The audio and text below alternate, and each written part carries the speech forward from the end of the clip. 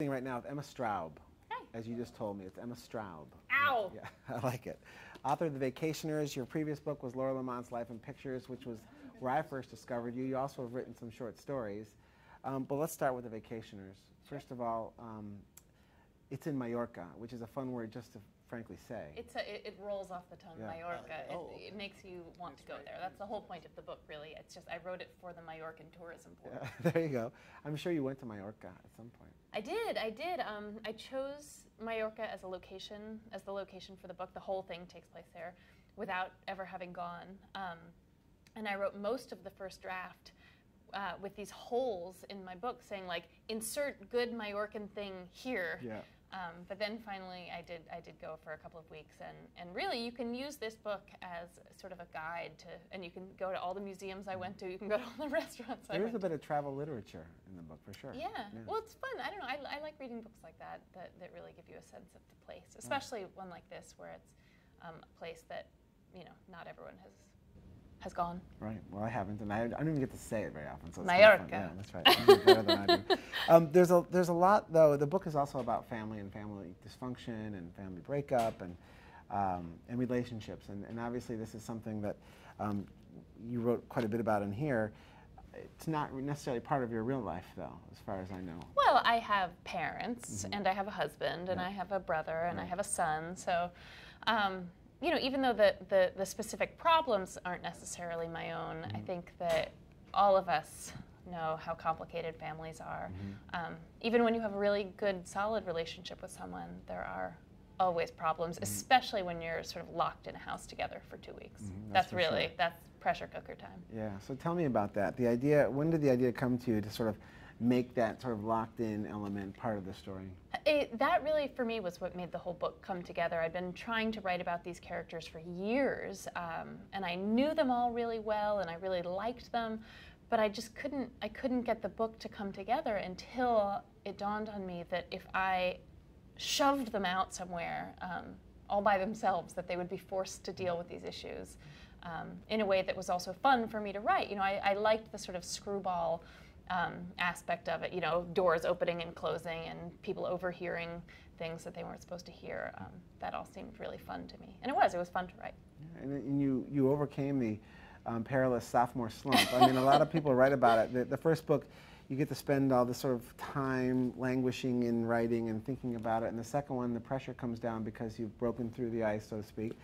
And there's a deadline put on it, and there's expectations, and yet this one has received phenomenal reviews for the most part, and at least as good as Laura Lamont's Life in Pictures. It's I don't know what to say. Just knock on wood. I honestly, the book was on the bestseller list for 10 weeks this summer, and every single week I would sort of just be like, la la la, I'm not gonna look. I just don't want to take any of it too seriously. Like, I'm so delighted that people read it and enjoyed it, and that the reviews were good. But that's outside. I can't control any of that, so I try not to pay attention to it. That's right. It's hard, but I try. I want to talk about some of the other differences between that book and this book. One, you have a baby now, or a child. I do. It's not probably growing up. It's not like he's 15 months. Yeah.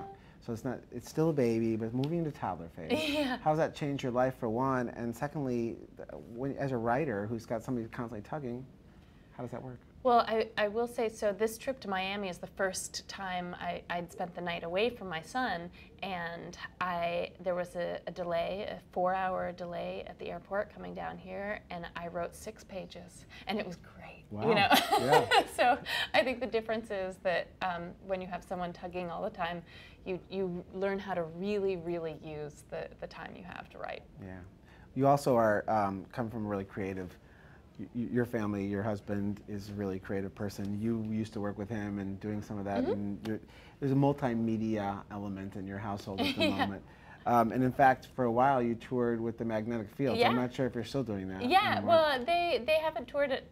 I mean, the last time they went on tour, I went with them. So, but that was before I had the baby. So I don't know if we'd do it again. But yeah, actually, that was the first time I came to Miami. Was with the Magnetic Fields, and yeah, I worked as a bookseller, and so the idea of selling merchandise for a band was very easy for me. I would just, people would ask which albums they should buy and which T-shirts they would buy, and I would happily tell them. It helps to be bossy in that sort of way. But I can't play an instrument myself, alas. But tell me, though, about what you think the sort of mix of music and book.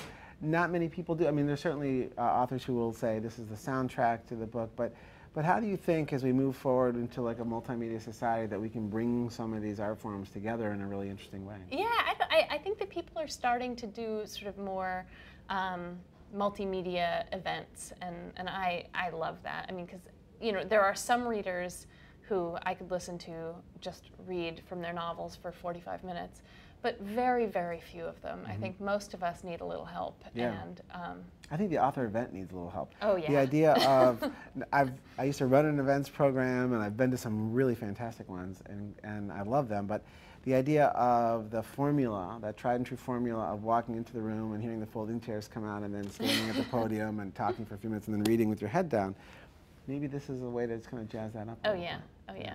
We should patent it. Yeah, let's work on that. Yeah, okay. I'm sure you get tired of talking about this, but your father is an author too, Peter Straub. Yeah. Peter Straub. I don't know if he does that.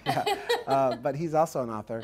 Obviously, that had an effect on you. You come from a family where literature was really important, and you worked in a bookstore, so clearly it was, one thing led to another. But just tell us about what it was like growing up in a really literate household. It was wonderful. It was wonderful. My mother is also very literacy friendly. Yeah. She has run a program, a nonprofit program for the last 25 years, getting teenage mothers to read to their babies. So books were always really important. What's the name of that program? It's called Read to Me. So books were always important in my household, from birth on.